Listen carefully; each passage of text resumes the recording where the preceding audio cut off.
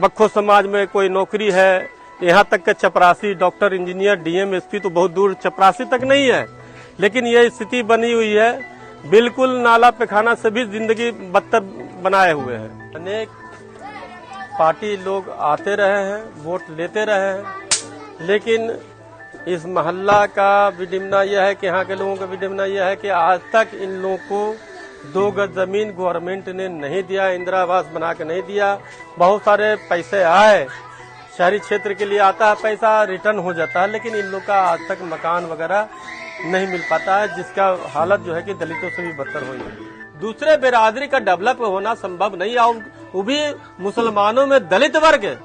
हम तो आपको गिनती कर रहे 2 दर्जन से ज्यादा है, जोगी है, भट्ट है, भटियारा है, फकीर है, मोची है, पासी है, बक्को है, नट है, पमड़िया है, हललखोर है, लालबेगी है, नालबंद है, दर्जनों बिरादरियां ऐसी है जिसको पूछने वाला कोई नहीं है। प्रिय दर्शकों, हम आपका ध्यान इस महत्वपूर्ण डिस्क्लेमर की ओर आकर्षित करना चाहते हैं।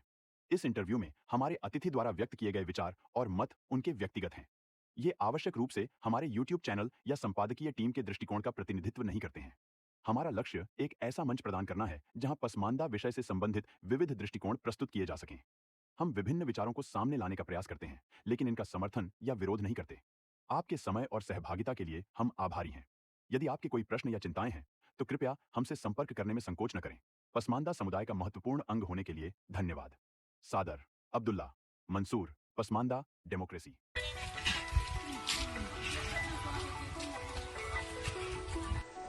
ये पटना का सबसे बड़ा स्लम इलाका है, कमला नेहरू नगर, और इसमें सिर्फ दलित वर्ग ही लोग रहते हैं। खास करके मुसलमानों में जो दलित हैं, बक्खो जाति के लोग, जिसको यहाँ के सरकार ने अत्यंत पिछड़ी जाति में शामिल किया है, जबकि इसको ये घुमंतु जाति है, इसको होना चाहिए था शेड्यूल कास्ट में।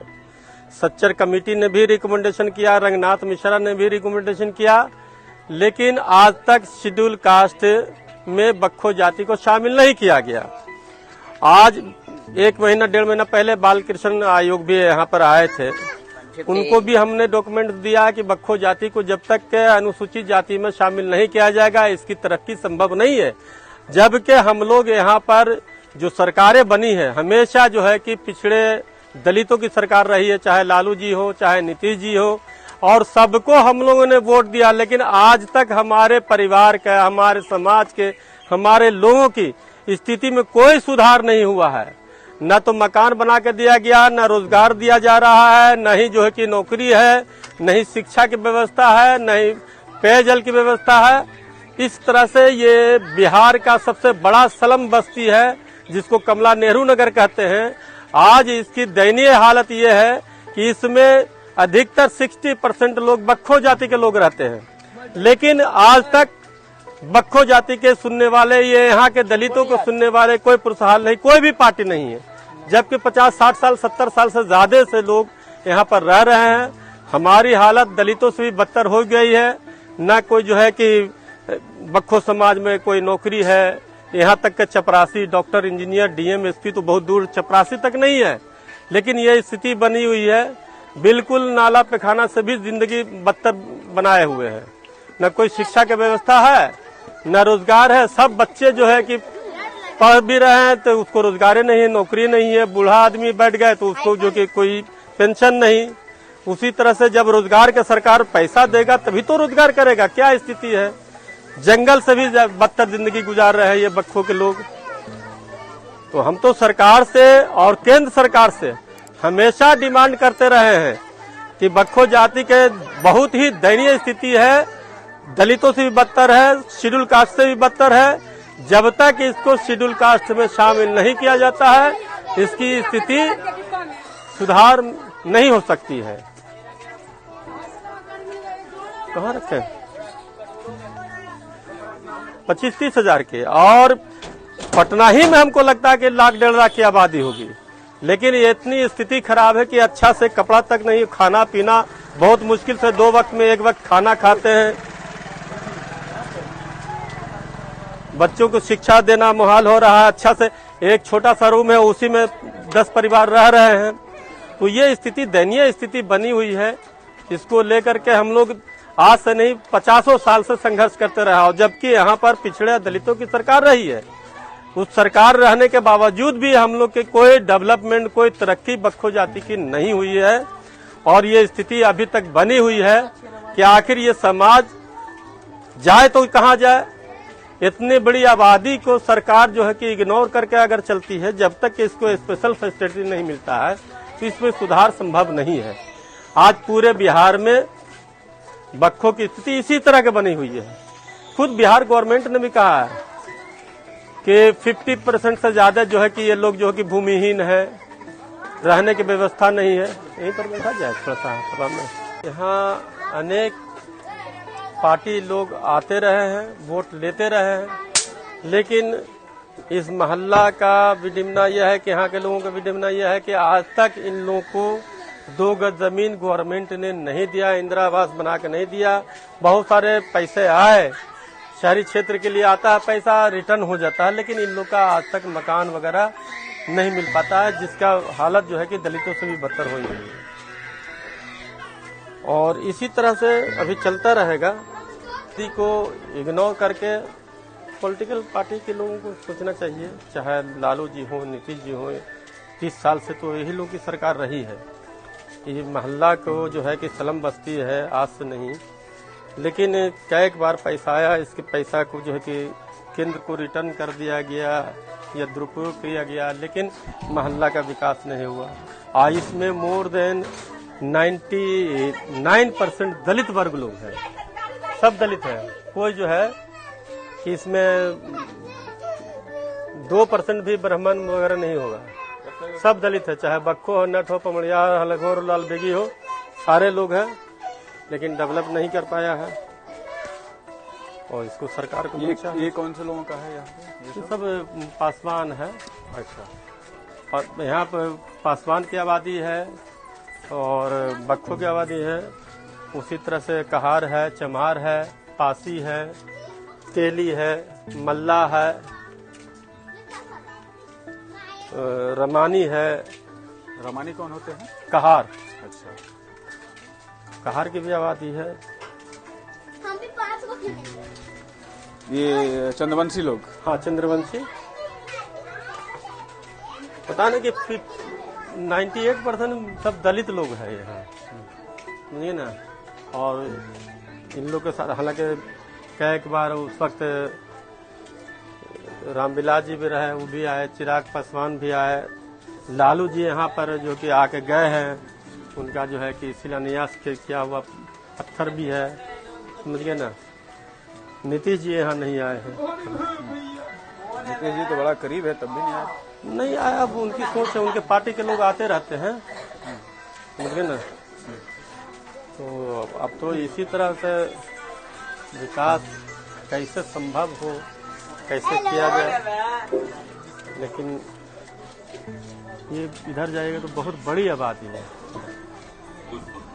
पूरा मोहल्ला को घूमने में कम से कम 2-3 घंटा लगेगा।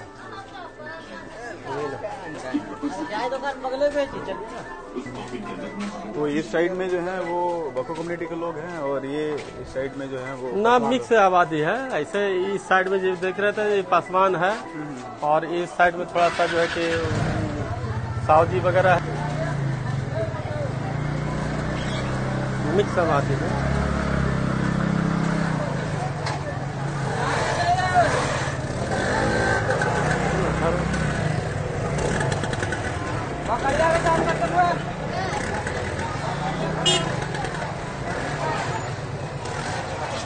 आलो, अरे इन्ना खुला है वो,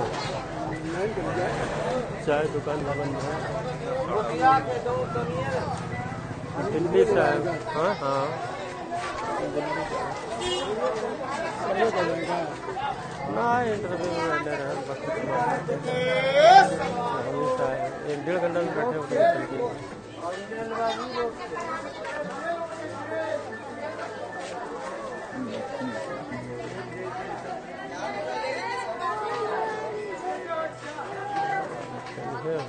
ये मंदिर है यहाँ इस बीच में, और हाँ? तो बताए ना कि 50%। हाँ हाँ, ये पासवान मंदिर दिख रहा है यहाँ पे। ये पासवान और है, हिंदू समाज के लोग भी है, लेकिन दलित वर्ग है। हमारा क्या नाम है कि दलित हिंदू में है, लेकिन दलित वर्ग है। इधर यहाँ पर पासवान है। मस्जिद लेकिन नहीं है। मस्जिद है बगल में, ये सामने वाला मस्जिद है। ये मकान के पीछे में मस्जिद है, मस्जिद भी है।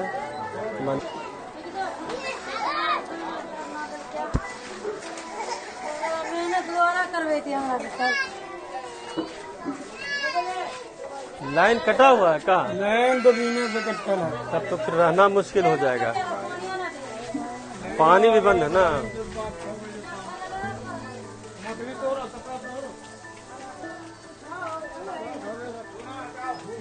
ये सब पासवान कम्युनिटी के लोग हैं। ये सब बक्खो कम्युनिटी के लोग हैं। मिक्स रहता है, ये सब बखुए लोग हैं। हाँ, अब आए हैं मिलने के लिए, हम लोग का है। ये हम लोग का मुखिया जी कहाँ गए जी?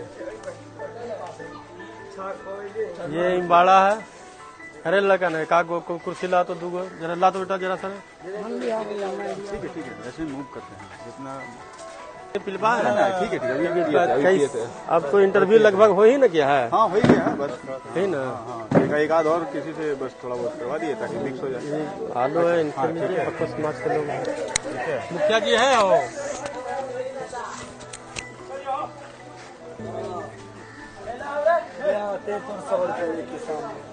इधर आइए, इस साइड में थोड़ा सा लाइट आएगा। बस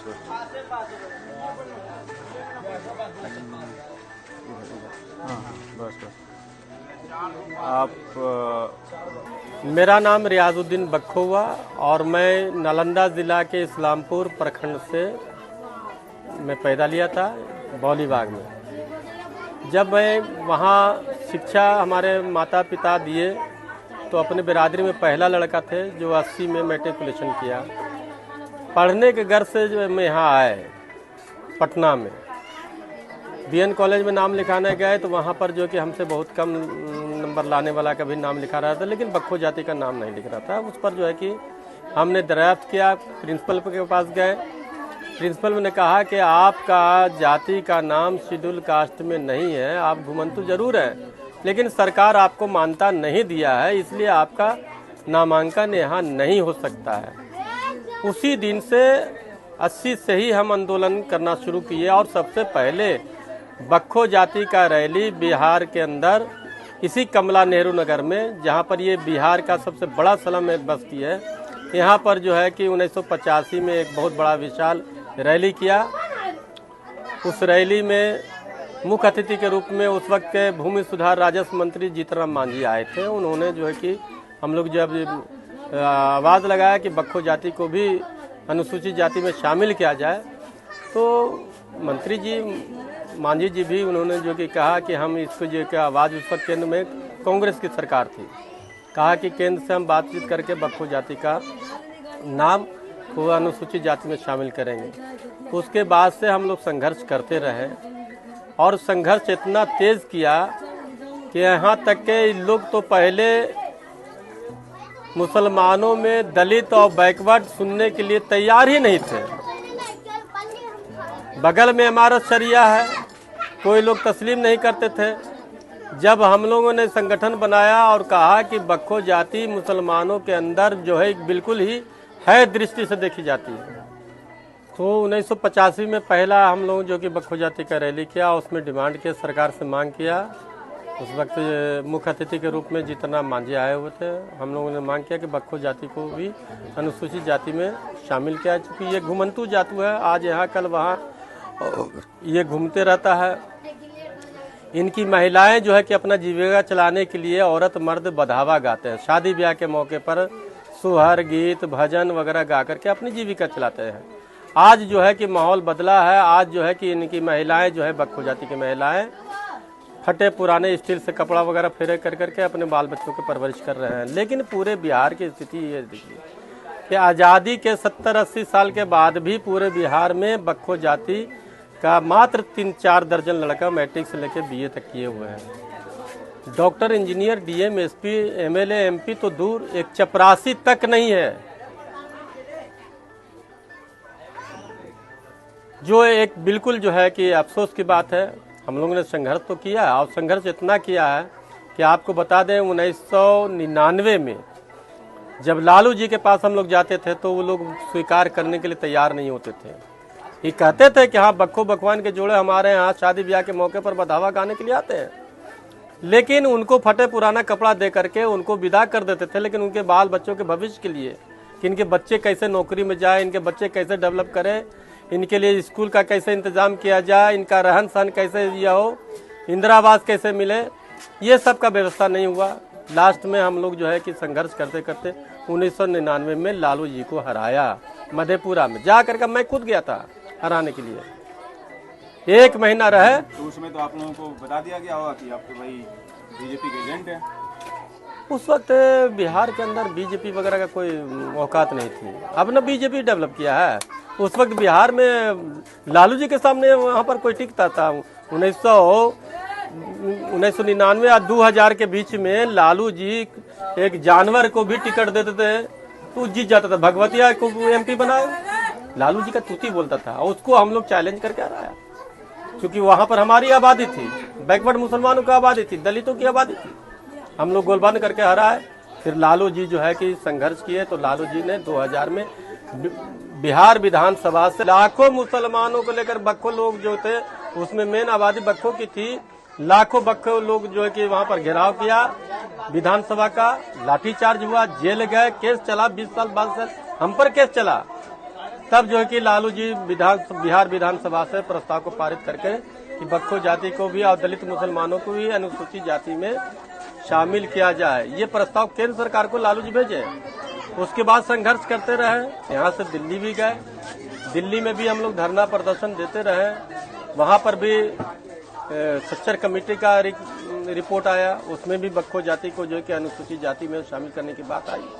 रंगनाथ मिश्रा कमीशन का भी रिपोर्ट आया। तो आप लोगों ने लालू यादव को यहाँ हरा दिया था बिहार में इतना बुरे तरीके से कि ये कांग्रेस में जब मिले वहाँ तो उन्होंने रुकवा दिया होगा, कोई शामिल मत करो, क्या ऐसा भी है? नहीं, बिल लाए थे पर देखिए एक जो मंशा था, लेकिन हम लोग का प्रेशर इतना था कि लालू जी बिल लाए, रंगनाथ मिश्रा कमीशन भी, सच्चर कमेटी भी, लेकिन कैबिनेट में लाए थे। ये सच्चाई है कि कैबिनेट में आने के बाद में सोनिया जी का और कांग्रेस का जो है कि मंशा सही नहीं था, जिसके कारण ये पार्लियामेंट से पास नहीं हो पाया। वरना ये जो है कि 2000 लगता है कि 7 में ये आया था बिल, 7 या 8 के आसपास, मतलब यूपीए 2 जब, हाँ यूपीए 2 में था, यूपीए 2 में। तो उस वक्त बिल आकर के कैबिनेट में आने के बाद जो कि ड्रिल हुआ है। लेकिन उसके बाद से जो आप ये अभी बोल रहे हैं कि लालू यादव को हराया, ये बहुत बड़ी बात है, क्योंकि बिहार के लिए लालू यादव मुस्लिम समुदाय के लिए बहुत बड़े चेहरे हैं। हाँ, और वैसे में एक मुस्लिम कम्युनिटी का एक एक्टिविस्ट जाके उनको हराता है, तो क्या आप अपनी बात को अपने समाज के बीच ले जाने में सफल रहे? समाज के लोग समझे कि आप हराए हैं, तो इसका मकसद क्या है? वो हमारे लोग उसमें शामिल थे, लाखों लोग थे। हमने बताया कि इनको जो है कि जब तक आप वोट देते रहिएगा ये तो सुनेंगे नहीं, आप इनको जो है कि हरा दीजिए। तो उसके बाद ये हमारी बात कुछ नहीं, जब हारे 99 तभी तो जो कि 2000 में ये प्रस्ताव को पास किए बिहार विधानसभा से, वरना ये थोड़ी पास करने जा रहे थे। आज भी कोई भी पॉलिटिकल पार्टी, चाहे लालू जी की पार्टी हो, नीतीश जी की भी पार्टी हो, टिकट किसको देते हैं? शेख सैयद मुगल पठान को। कहाँ बक्खो को देते हैं, पमड़िया को देते हैं, हलालखोर को देते हैं, लाल बेगी को, भट्ट भटियारे को? कुछ नहीं, ये सब जो कि दिखावटी है। समाज में उसी लोग का वर्चस्व, टिकट में भी चूंकि मामला होता है हमारे कम्युनिटी का, जब विधायक नहीं होगा, एमएलए एमपी नहीं होगा, पार्षद नहीं होगा, मुखिया नहीं होगा, एक चपरासी तक नहीं है, तो इसकी कैसे आप कामना करिएगा कि डेवलप कर जाएगा? ये कुछ नहीं, इन लोग की नियत कभी भी नहीं रहा कि दलित मुसलमानों को जो है कि ग्रोथ होना चाहिए, बढ़ना चाहिए, कभी नहीं किया है। लालू जी का रवैया बताइए पसमानदा मुसलमानों पे क्या रहा है? क्योंकि नीतीश कुमार ने तो पसमानदा मुसलमान को लेकर एक्सपेरिमेंट किया और उनके वरक्ष राजनीति करने वाली बिहार की जो दूसरी बड़ी पार्टी मानी जाती है, जो सेकुलर भी है, सामाजिक न्याय की बात भी करती है, राजद, उसका क्या रवैया रहा है? आप दोनों की तुलना कैसे करते हैं? देखिए, लालू जी पर हम लोग प्रेशर बनाए थे, लेकिन कभी भी लालू जी बैकवर्ड या दलित के मुसलमानों को उन्होंने जो कि पॉलिटिकल शेयर नहीं दिए। पॉलिटिकल देना शुरू हुआ नीतीश जी ने दिया। अब इधर जो है कि एक मंसूरी बिरादरी को उन्होंने टिकट दिया है। अभी इनके बरक्स आ रहा है, जनस्वराज आ रहा है। उसने कहा है कि चाहे जो भी कम्युनिटी का लोग होगा, बक्खो हो, नट हो, पमड़िया हो, हलखोर हो, लाल बेगी हो, भट्ट हो, भटियारा हो, जिसकी जो आबादी होगी उस हिसाब से हम उसको प्रतिनिधित्व देंगे। हम कहते हैं कि आबादी अभी बिहार सरकार का आ रहा है कि बक्खो जाति की बहुत कम आबादी है, तो कम से कम आप जो है कि मेंबर तो बना सकते हैं, चेयरमैन तो बना सकते हैं। आज एक चपरासी तक नहीं है, तो ये जो है कि आजादी के बाद से ऐसे लोगों पर, ऐसे पार्टियों पर कलंक है ये कि जब आप एक तरफ कह रहे हैं कि भगवतिया देवी को हम जो है कि मेंबर पार्लियामेंट बना दिए, पत्थर तोड़ने वाले मुसहनी को, तो हमारे यहाँ भी है उस तरह का। फकीर है, बक्खो है, नट है, पमड़िया है, लालबेगी है, भट्ट है, भटियारा है, जोगी है, पासी है, चमार है।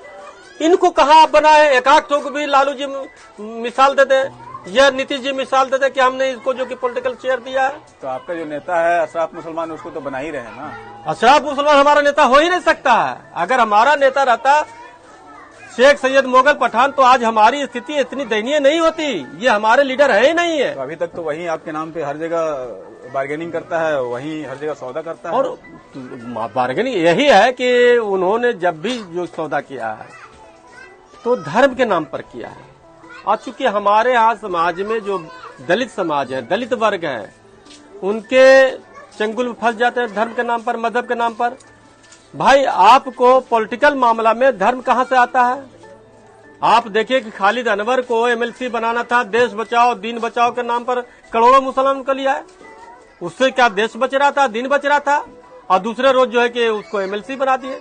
इसी अगर बक्खो का लड़का को बना देते तो आज बक्खो जाति की तरक्की होती। निश्चित था कि अपने समाज आज जो भी तरक्की हो रहा है, जातीय तरक्की हो रही है। यहाँ पर लालू जी आए तो लालू जी का कम्युनिटी बढ़ गया, नीतीश जी आए, नीतीश जी की कम्युनिटी बढ़ गया। दूसरे बिरादरी का डेवलप होना संभव नहीं है, वो भी मुसलमानों में दलित वर्ग। हम तो आपको गिनती कर रहे 2 दर्जन से ज्यादा है। जोगी है, भट्ट है, भटियारा है, फकीर है, मोची है, पासी है, बक्को है, नट है, पमड़िया है, हलखोर है, लालबेगी है, नालबंद है।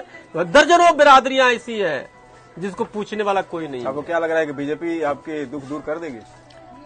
देखिए, बीजेपी का मंशा क्या हम नहीं कह सकते, लेकिन एक प्रधानमंत्री होकर के अपने जो है कि कार्यकर्ताओं को नागपुर के अंदर संबोधन किया कि ये जो सैकड़ों साल से सताए जा रहे हैं, इनके बीच में जाइए, इनके दुख दर्द को देखिए। हो सकता है कि आप जब इनके बीच में जाइएगा, इनके दुख दर्द को देखिएगा तो आपका साथ देगा। तो इन्होंने संबोधन किया है। आज जो चल रहा है वक्फ प्रॉपर्टी का मामला, आज जो है कि वक्फ प्रॉपर्टी में उन्होंने इशारा किया है कि जब वक्फ प्रॉपर्टी गरीब, यतीम और मजलूम लोगों के लिए है, बेवाओं लोगों के लिए है, तो बक्खों के, पमड़िया के, हलालखोर के, लालबेगी की इतनी दयनीय स्थिति है, उसको इसमें क्यों नहीं शामिल किया जाता है? 9 लाख एकड़ जमीन जो है कि अब वक्फ प्रॉपर्टी है, एक भी दलित वर्ग को उसमें मेंबर है बना हुआ, कोई मुतवल्ली है बना हुआ? करोड़ों करोड़ अरबों अरब रुपए का संपत्ति जो है कि हाईजैक कर करके उसको बेच के खुद बुर्द कर करके उनके बच्चे तो डॉक्टर, इंजीनियर, डीएम, एसपी बन रहे हैं, वो ऐसी कार में चल रहे हैं। लेकिन बक्खो लड़का का आप देख लीजिए, कहीं का भी पूरे हिंदुस्तान में एक तो भी मेंबर वक्फ बोर्ड में दिया हुआ है। हमने डिमांड किया था, बगल में हमारा शरिया, हमने कहा था कि बक्खो है, इनको जो है कि आप कहीं पर जो कि वक्फ प्रॉपर्टी में बसा दीजिए। लेकिन ये लोग की नीयत इतनी खराब है कि भैंस गाय बनवाना शुरू करवा देंगे, यादव को बसा देंगे, चमारों को बसा देंगे, लेकिन बक्खो, नट, पमड़िया कोई लोग नहीं बसा सकते हैं। कि नीयत क्या खराब है, ये प्रतिनिधित्व कर ही नहीं सकते हैं। इतनी बड़ी आबादी है, आप कहाँ एक आठ मदरसा यहाँ खोले हुए हैं, स्कूल खोले हुए हैं? आपकी मंशा क्या थी कि गरीब लोगों की मदद करना, वक्फ प्रॉपर्टी इसीलिए दिया गया है, बेसहारों की मदद करना। आपके बच्चे डॉक्टर, इंजीनियर बन रहे हैं, एक आध वक्फ प्रॉपर्टी में बता दीजिए ना, medical college, engineering college, MBBS कर रहा है, कहाँ कर रहा है, कहाँ बनाए हुए? कुछ नहीं। इसलिए मोदी जी ने जो ये कहा है तो कुछ मंशा तो है। देखिए, कांग्रेस 60-70 साल रही, ये सब कांग्रेस के देन है कि दलित मुसलमानों को आरक्षण से वंचित किया 1950 में। ये कांग्रेस ने किया। चाहता कांग्रेस तो उसी वक्त जो कि दलित मुसलमानों को शामिल, भाई 1936 से 1950 तक तो इसको दलित का आरक्षण मिल ही रहा था। 1950 में जो है मजहबी पाबंदी लगा कर इसको रोक लगा दिया गया। उसको भी वोट मिल ही रहा था तो क्यों वो करने जाए? मामला ये था कि उस वक्त हम लोग की जानकारी भी नहीं थी, वोट तो मिल रहा था और रोकने का क्या प्रावधान था? उस वक्त जैसे सब दलित को मिल रहा था मिलते रहता। तो आपके जो नेता थे उस समय, जो अशराफ लोग थे, उन लोगों ने नहीं देने दिया कि भाई हमारी कौम में इतने गरीब नहीं हाँ, है, हमारी कौम वो में... नहीं, उस वक्त ये मामला आया था कि उस वक्त जो है कि बेगम रसूल जिया थी संवैधानिक बेंच में, समझ गए ना। उसने अब विरोध किया कि हमारे यहाँ इस्लाम में मुसवात है, छुआछूत नहीं है, भेदभाव नहीं है, ये आरक्षण हमको नहीं मिलना चाहिए। बेगम रसूल जिया जो यहाँ के जहाँ से ये खड़ा होते हैं, क्या बोलता है, अरे रामपुर, वहां की थी, कांग्रेस की सीनियर लीडर थी। तो कांग्रेस आज जो भुक्तभोगी है उसी के लिए आज दलित मुसलमान अवेयरनेस हो गया है, जागरूक हो गया है, सबको वोट देगा, बीजेपी को देगा लेकिन कांग्रेस को नहीं देगा। क्यों? क्या आपने उसके साथ छल किया है, आप उसके साथ इंसाफ नहीं किए हैं। जब आपके नजर में आया था उस वक्त 2 बार आया।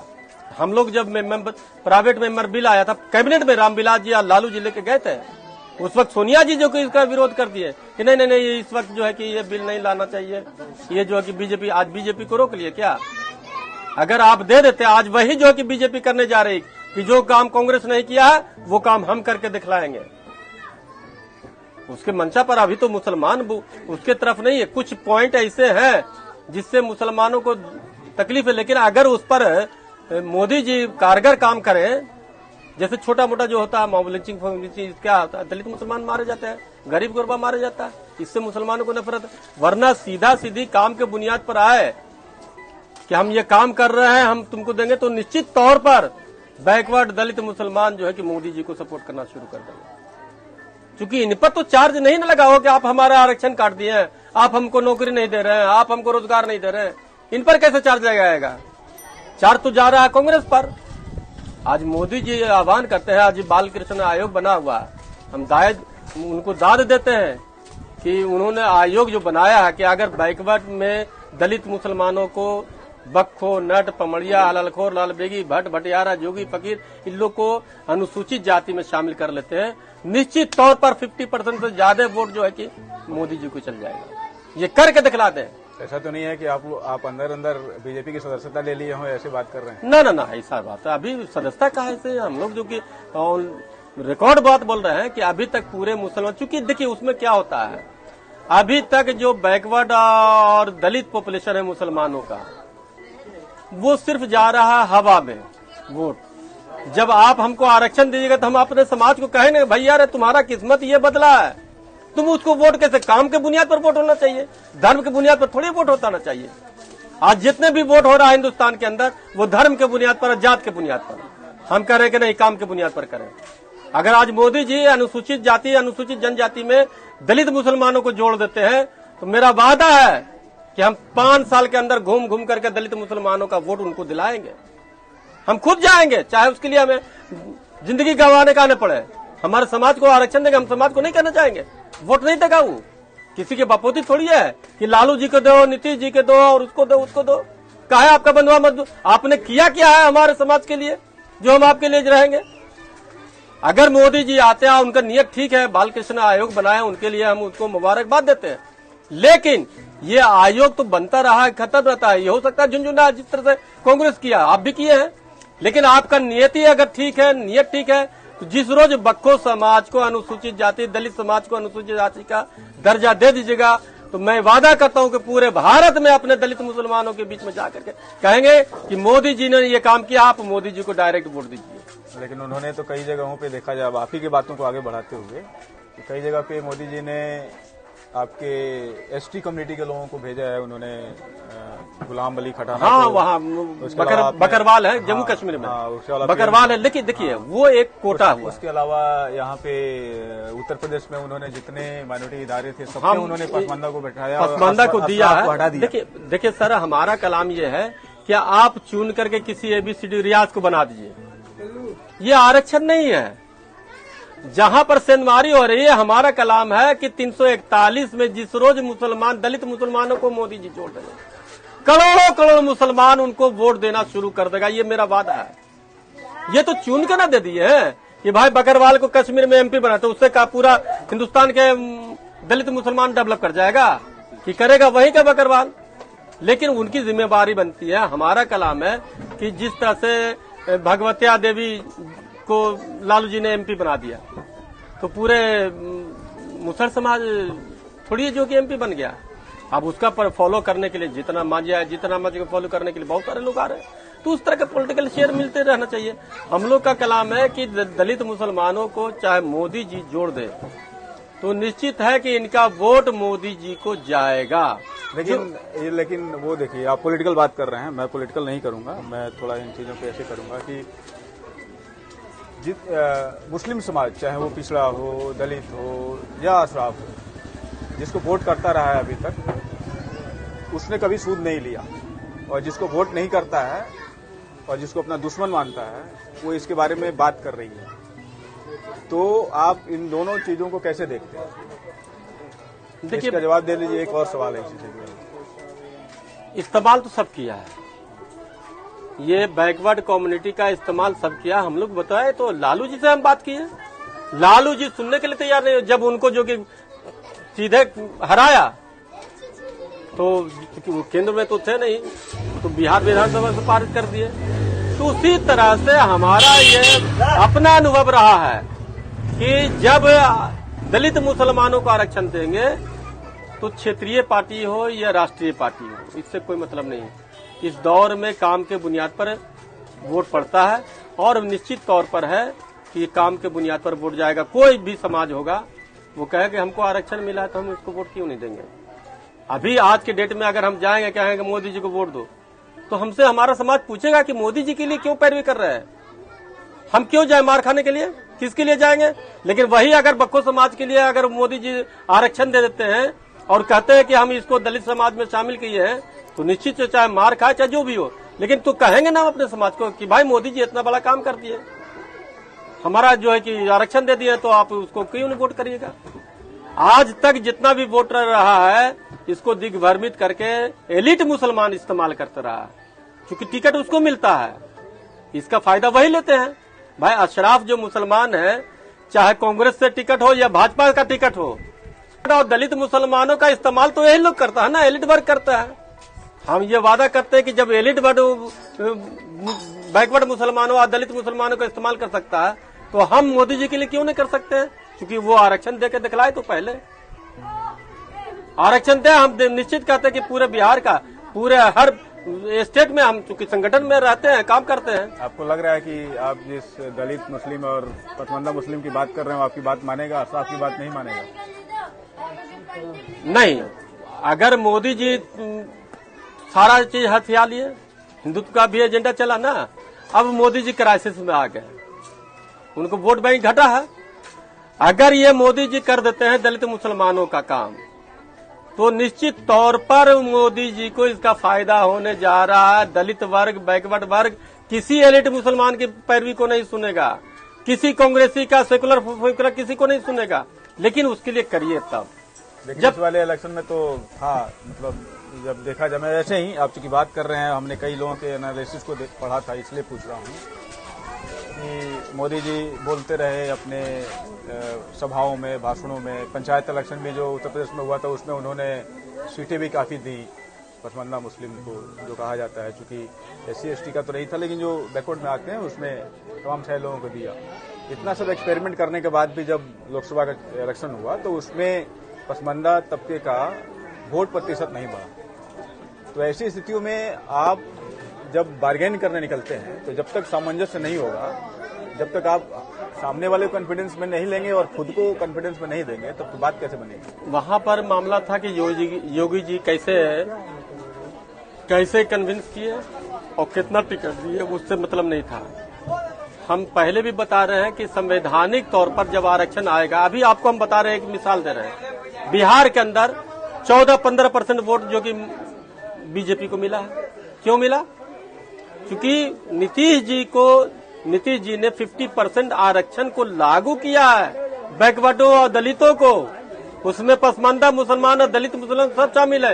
यही इसीलिए तो आज मुखिया सरपंच सब जो कि बन के आ रहा है, तो उसका बेनिफिट नीतीश जी उठा रहे हैं। और उसका फायदा जब वो उनका अलायंस हुआ बीजेपी के साथ, तो उसका फायदा बीजेपी को मिला, लोकसभा में बीजेपी को वोट मिला। अगर वो कहते हैं तो बिल्कुल गलत कहते हैं। बिहार में तो हम लोग देखे कि उनको मिला 12-14% वोट। लोग तो कह रहे थे कि नहीं, इसमें अलायंस में जो केवल नीतीश कुमार का जो कैंडिडेट था जदयू का, उसी को वोट किया है लोगों ने, मुस्लिम लोगों ने। बीजेपी जो अलायंस में था उसको नहीं किया। ना, ऐसी बात नहीं है, ऐसी बात नहीं है। अभी आप जो जहाँ से लालू जी के बच्चिया हारी है, सिकुलर था, वहाँ पर दलित और बैकवर्ड मुसलमानों ने तो वोट किया इनको। बीजेपी कैंडिडेट था, इनका क्या नाम था, रोड़ी को। हम लोग देखते हैं, जाते हैं। अच्छा, उस इलेक्शन में आप वहाँ दौरा किए? हम गए हुए थे, जाते हैं। लेकिन ये चीज जो कि कहना, किसी को इग्नोर करना, अब रह गया सवाल ये ओपनली काम करेंगे। तो भाई ओपनली हम क्यों करेंगे? आप हमारे लिए क्या किए? प्रश्न एक उठता है ना, हम जी जान धो देंगे, पूरा दौड़ा देंगे, पूरा समाज में चल जाएंगे। लेकिन क्यों करेंगे? जब आप हमारे लिए 1 कदम आगे बढ़ेगा, 10 कदम हम आपके लिए बढ़े।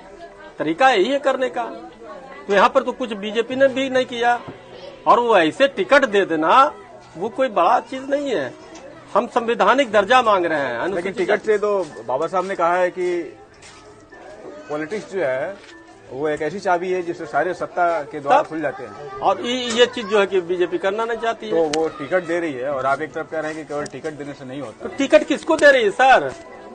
अरे टिकट तो अशराफे को न दे रहे हैं आप। बिहार में तो सारे अशराफ चेहरे खत्म कर दिया बीजेपी ने। बीजेपी ने नहीं सब खत्म कर दिया है। बीजेपी तो टिकट ही नहीं देता है, पहली बात समझ गए ना। ये लोग टिकट लेकर गए थे, लालू जी, नीतीश जी गए थे, सबके सब साफ हुए, क्योंकि वहां उसका वोट नहीं है। अगर हम लोग का दलित वर्ग कर रहा था तो हम लोग दौड़ कर जाते, कहते कि भाई ये लोग दलित मुसलमान है, इसको वोट करो।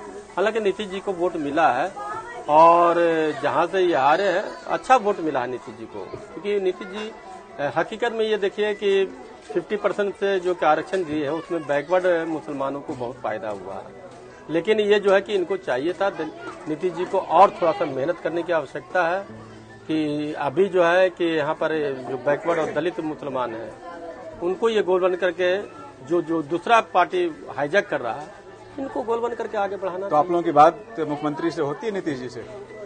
तो आवाज देते हैं, मिलते हैं, ऐसी बात तो नहीं है। आप उनसे क्यों नहीं कह रहे हैं कि केंद्र में, चूंकि ये अभी एनडीए के घटक दल है, तो एनडीए को ये कहें कि भाई देश स्तर पे ये तो मामला नीतीश जी का बनता है ना, कि वोट बैंक बढ़ाना चाहते हैं, तो ये केंद्र में ये खुद कहा कि जब जेबी कृष्ण ने आयोग आया तो ये तो खुद कह सकते हैं कि दलित मुसलमानों को इसमें जोड़ दिया जाए, या बक्खो जाति का जो है कि अनुसूचित जाति जनजाति में शामिल कर दिया जाए, तो इनके अधिकार की चीज है। दो चीजें होती हैं, जैसे मान लीजिए कि एक आप कह रहे हैं जो नीतिगत फैसलों से जुड़ा हुआ है, दूसरी चीज ये है जो नीतीश कुमार ने यहाँ एक्सपेरिमेंट किया है कि लोगों को प्रतिनिधित्व दे देना, उनको एम्पावर करने के लिए पॉलिसी निकालना। तो क्या आप इसके पक्ष में हैं कि जब तक इनको स्टेटस नहीं मिल रहा है तो इनके लिए एक विशेष नीति के तहत इनके उत्थान के कुछ काम किए जाए? हाँ, इनके जहन में तो है, लेकिन अभी तक दिए नहीं है। प्रश्न यही उठता है, नीतीश जी पर भी उंगली उठता ही है कि आज तक टिकट देने में भी जो लालू जी का पैटर्न रहा है वही पैटर्न नीतीश जी का भी रहा है। कहाँ दलित वर्ग को दिए हैं आप दबंग को? लेकिन दलित आंदोलन तो नीतीश जी के उसमें संरक्षण में ही पैदा हुआ और पला बढ़ा, और दो एमपी को उन्होंने भेजा, जैसे एजाज साहब को, अलीनूर साहब को। ये जो कि दलाल लोग थे, मतलब आप समाज के नीतीश जी जो दिए, तो नीतीश जी को समझ में नहीं आया कि 2 आदमी को एमपी बना है, लेकिन दोनों लोग जो गए समाज से समाज को जोड़े रखते, बैकवर्ड को, दलितों को यूनाइट कर रहे थे, तो आज जो है कि नीतीश जी का इसका फायदा मिलता। हम कभी नहीं कहते नीतीश जी को अच्छे लीडर है, 2 एमपी दिए हैं वो, समझ गए ना। लेकिन किसको दिए? 3 दिए हैं उन्होंने। कहकशा परवीन को भी भेजा था। हाँ, कहकशा परवीन भी बैकवर्ड की थी, और लेकिन दलित वर्ग को नहीं दिए, समझ गए ना।